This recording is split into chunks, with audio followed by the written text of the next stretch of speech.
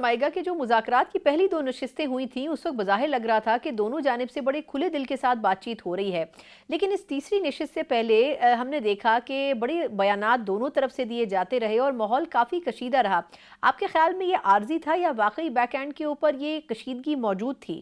دیکھیں، تحریک انصاف نے بہت وقت ضائع کیا ہے۔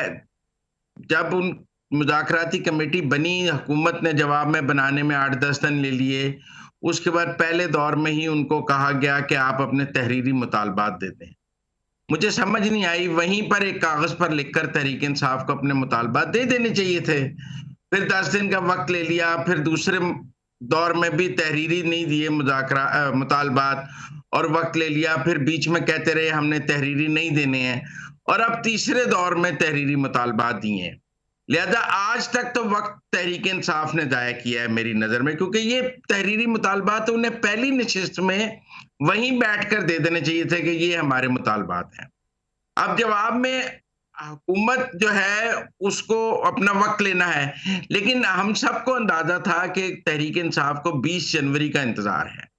وہ ٹرمپ کے آنے کا انتظار کر رہے ہیں، اور جیسے جیسے ٹرمپ آ جائے گا ویسے ویسے ان کے لہجے میں تلخی، سڑکوں پر احتجاج، لاشوں کی سیاست اور وہ سب کچھ وہ واپس لے آئیں گے، کیونکہ ان کا خیال ہے کہ 26 نومبر کی ناکامی کی ایک بڑی وجہ یہ ہے کہ وہ بائیڈن حکومت نے ان کا ساتھ نہیں دیا، امریکہ سے وہ حمایت نہیں مل سکی، لہذا وہ سمجھتے ہیں کہ اب دوبارہ وہ ماحول پیدا کریں گے تو ٹرمپ کی طرف سے ساتھ ملے گا تو وہ حکومت کو گرا سکتے ہیں یا مطالبات منوا سکتے ہیں۔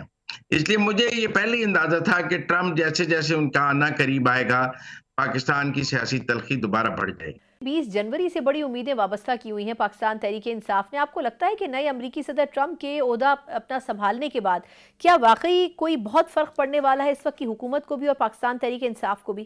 نہیں، میرا نہیں خیال ایسا ہوگا۔ تحریک انصاف ایک ماحول بنائے گی کہ انہیں مداخلت کا موقع ملے۔ تحریک انصاف پاکستان کے اندر تناؤ پیدا کرے گی، کشیدگی پیدا کرے گی، لڑائی پیدا کرے گی، عدم استحکام پیدا کرے گی، کچھ لاشوں کی سیاست کرے گی، کچھ ایک ماحول بنائے گی جس پر امریکہ مداخلت کر سکے۔ دیکھیں نا، ویسے ہی امریکہ تو نہیں مداخلت کر سکتا کہ آپ چھوڑ دیں، پہلے پاکستان میں کوئی گراؤنڈ سٹیج سیٹ کیا جائے گا تو اس پر مداخلت کی بات کی جا سکے گی نا۔ میرے خیال میں وہ گراؤنڈ اور سٹیج سیٹ کرنے کے لیے تلخی دوبارہ بنائی جا رہی ہے۔ لیکن مزمل صاحب، آپ یہ کیسے سمجھتے ہیں کہ 20 جنوری کے بعد پاکستان تحریک انصاف کی جو باڈی لینگویج ہے خاص طور پر پولیٹیکلی وہ تبدیل ہو جائے گی؟ آپ کو کیا لگتا ہے کہ یہ مذاکرات صرف ٹائم گین کرنے کی کوشش ہے پی ٹی آئی کی طرف سے؟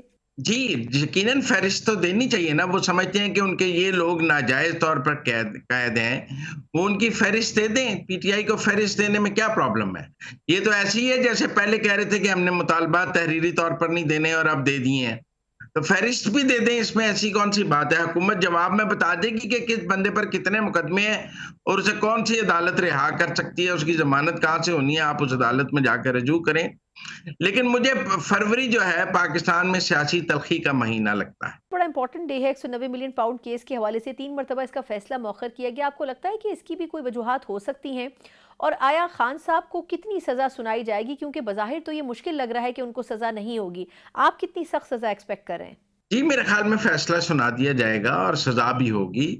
مؤخر کرنے کی بہت ساری وجوہات ہیں۔ کچھ لوگوں کی رائے ہے کہ مذاکرات کی وجہ سے مؤخر کیا جا رہا ہے، کچھ لوگوں کی رائے ہے کہ اسلام آباد ہائی کورٹ میں نئے ججز کی تعیناتی کا انتظار کیا جا رہا ہے، اس لیے مؤخر کیا جا رہا ہے۔